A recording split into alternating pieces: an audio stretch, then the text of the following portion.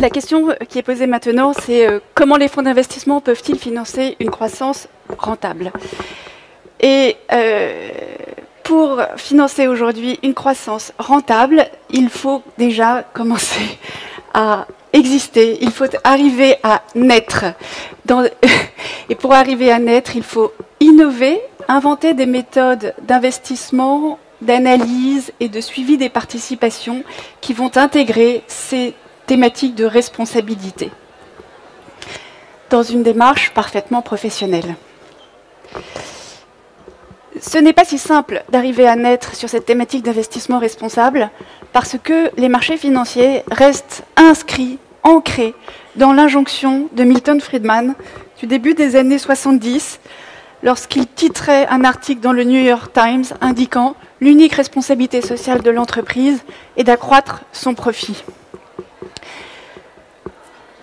Et les marchés financiers restent, leurs analystes, dans cette conviction sans voir que le monde a changé, que les consommateurs, à un moment de moindre intervention de l'État vers l'intérêt général, attendent de l'entreprise qu'elle se saisisse de ce sujet et qu'elle produise de façon plus responsable vis-à-vis de l'environnement et vis-à-vis de leurs salariés.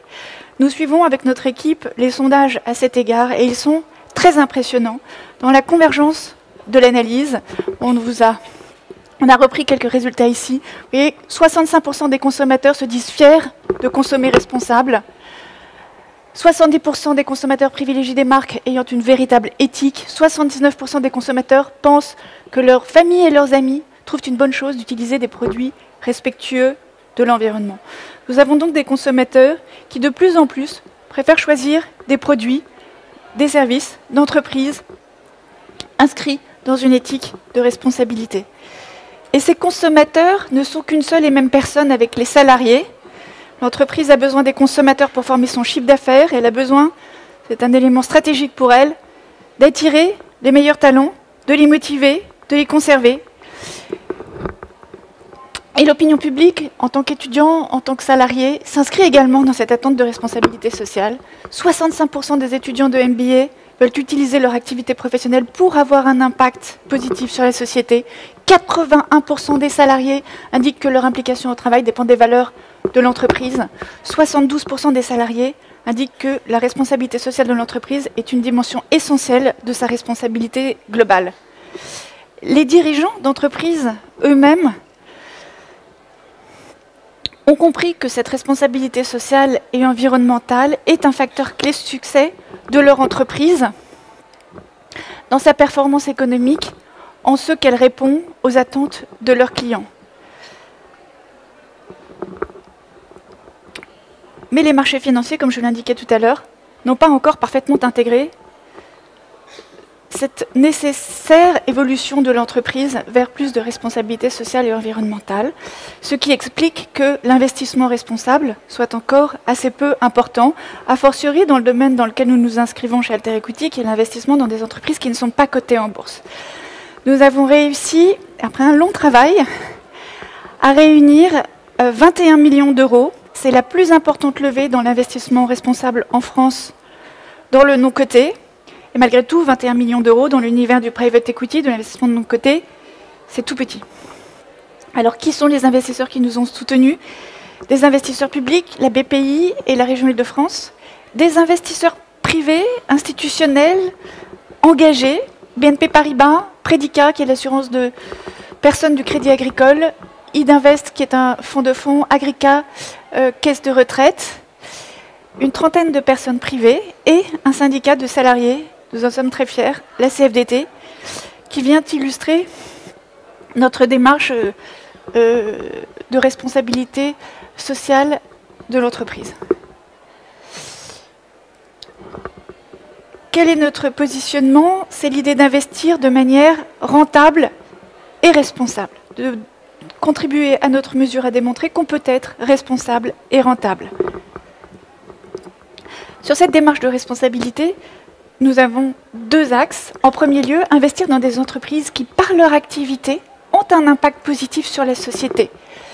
Qu'il s'agisse d'un impact positif sur l'environnement, avec des activités qui permettent de moins consommer, des activités qui permettent de consommer des ressources plus éco-compatibles, ou des activités qui permettent de moins polluer, comme l'efficacité énergétique, les questions de dépollution, la chimie dite verte, c'est-à-dire à base de plantes, et non de produits organiques, c'est-à-dire issus du pétrole, la préservation de la biodiversité, et puis des activités à impact positif sur les personnes, au sens où elles permettent un développement intellectuel ou physique, ou de la dignité des personnes, et des métiers comme l'éducation, la culture, l'employabilité, les services aux personnes, la santé, le bien-être, les produits bio et le commerce équitable.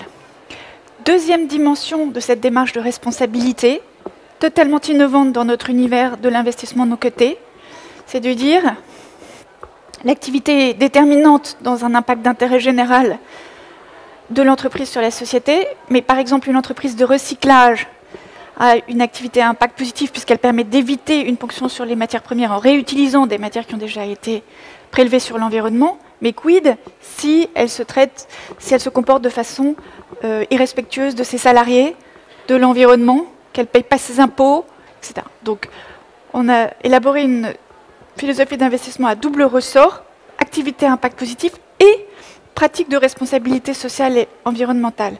En quoi consiste-t-elle? Dans une démarche de progrès. On demande à l'entrepreneur... Ah, je ne suis pas au bon endroit. De choisir 5 à 10 critères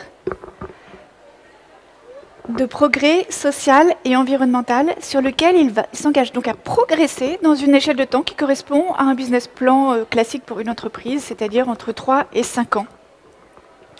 Nous avons élaboré une charte de principes de responsabilité et traduit cette charte de principes de responsabilité en une petite centaine d'indicateurs que nous proposons aux entrepreneurs au moment où nous étudions une prise de participation et nous leur demandons de nous proposer ce que nous appelons un business plan extra-financier.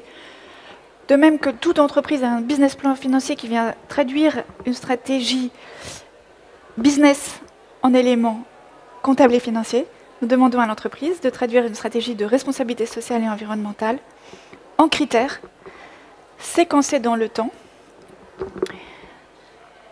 Et nous assortissons le respect de ce dispositif d'une rémunération spécifique pour les dirigeants. C'est extrêmement puissant, parce que le capitalisme financier a aligné l'intérêt des dirigeants des entreprises sur celui des actionnaires par le mécanisme des stock options ou dans les opérations d'investissement dans des entreprises non cotées, ce qu'on appelle d'un anglicisme qui est package management, et on rémunère les fonds de private equity, les fonds d'investissement dans le non coté, rémunèrent de façon extrêmement significative les dirigeants des entreprises dans lesquelles ils ont investi lorsque le rendement de l'investisseur est élevé. C'est-à-dire que des dirigeants d'entreprise peuvent gagner sur une opération 1 million d'euros, 2 millions d'euros, 5 millions d'euros, 10 millions d'euros, 50 millions d'euros. Il y a des dirigeants français qui ont gagné 80 millions d'euros. Parce que, pendant une opération de LBO, les investisseurs financiers, les fonds d'investissement qui avaient investi dans leur entreprise, avaient réalisé un très très fort rendement. Nous gardons ce mécanisme de rémunération des dirigeants en fonction du rendement que nous réalisons en tant que fonds d'investissement, mais nous le conditionnons au respect de ce business plan extra-financier qui vient évaluer des pratiques respectueuses vis-à-vis des salariés, vis-à-vis de l'environnement, vis-à-vis des clients de l'entreprise, vis-à-vis des fournisseurs, vis-à-vis de l'entreprise elle-même.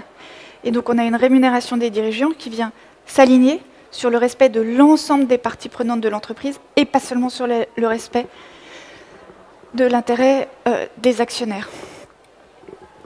C'est un outil qui est très apprécié des entrepreneurs et de leurs équipes, ce qui est une grande satisfaction pour nous parce que pendant la levée, beaucoup d'investisseurs financiers nous disaient « mais vous n'avez jamais approché une petite entreprise pour proposer un dispositif pareil.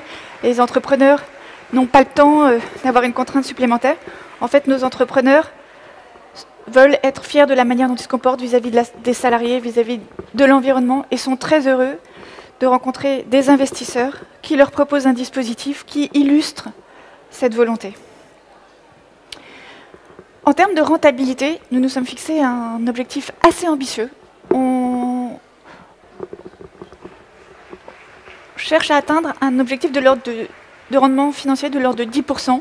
L'idée est de rémunérer un risque important pris par nos souscripteurs Et la deuxième idée qui est importante pour nous, comme je l'indiquais tout à l'heure, c'est de démontrer par l'exemple qu'on peut être aussi rentable que les autres fonds qui investissent dans le type d'entreprise dans lequel nous investissons en termes de nature de risque, tout en étant extrêmement responsable et qu'il n'y a donc pas incompatibilité entre la responsabilité et le rendement financier.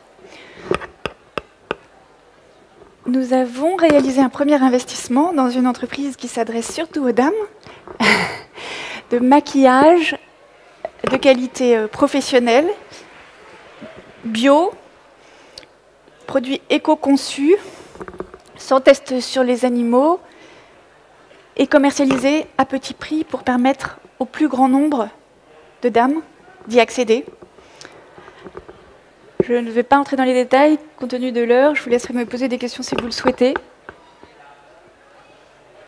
Et en conclusion, donc comme vous l'avez compris, chez Alter Equity, nous avons développé ce concept d'un investissement à impact positif dans la double dimension de l'impact positif des activités des entreprises dans lesquelles nous investissons et de leurs pratiques de gestion. Nous espérons contribuer à la prise de conscience par les marchés financiers d'un changement historique de l'attente des consommateurs et des salariés vers plus de responsabilité sociale et environnementale de l'entreprise. Et je vais reboucler sur ce qui vous a été dit par Philippe Zawati et Catherine Husson-Taoré. Évidemment, ces évolutions ne sont possibles que grâce à vous, par vos choix en tant que consommateurs, en tant que salariés, dirigeants d'entreprise, épargnants et citoyens. Merci beaucoup. Merci.